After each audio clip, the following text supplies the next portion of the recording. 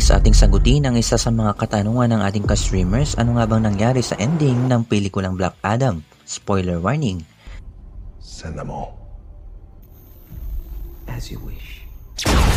Si Black Adam ay nagmula sa City of Kahndaq. Nagkaroon siya ng kapangyarihang tinatawag na Shazam.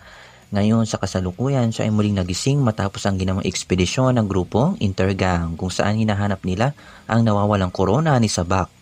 Pero aksidente lang nadiskubre ang labi ni Adam at siya ay nagising. Alos napatay niya ang lahat ng Intergang. Nagbabalik si Amanda Waller at nalaman niya ang tungkol sa nangyari. At humingi siya ng tulong kay Hawkman na miyembro ng Justice Society. Kabilang dyan sila Dr. Fate, Cyclone at Atom Smasher. Misyon ng Justice Society na pigilan si Adam na magkasik ng kaguluhan. Pero karamihan sa kanila ay iniisip na isang bayani si Adam.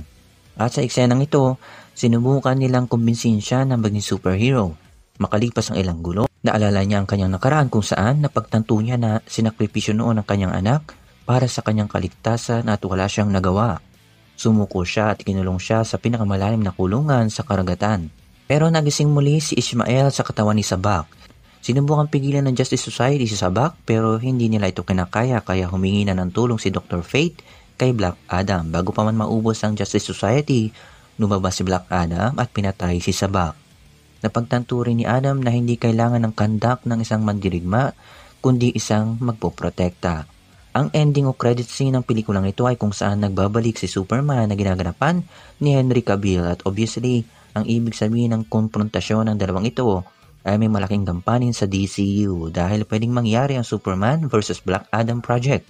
Pero ayaw ko kayang ma-disappoint sabagkat tuluyan ng muling nilisan ni Henry Cavill ang DCU at hindi na niya gustong bumalik. At si Dwayne Johnson na gumaganap bilang si Black Adam ay may sama ng loob sa DCU at Warner Brothers ngayon. Kaya hindi malinaw kung matutuloy ang ilang posibleng proyekto nila.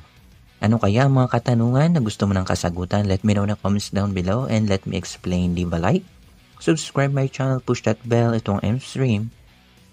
Thanks for watching. How does it feel? Wrong.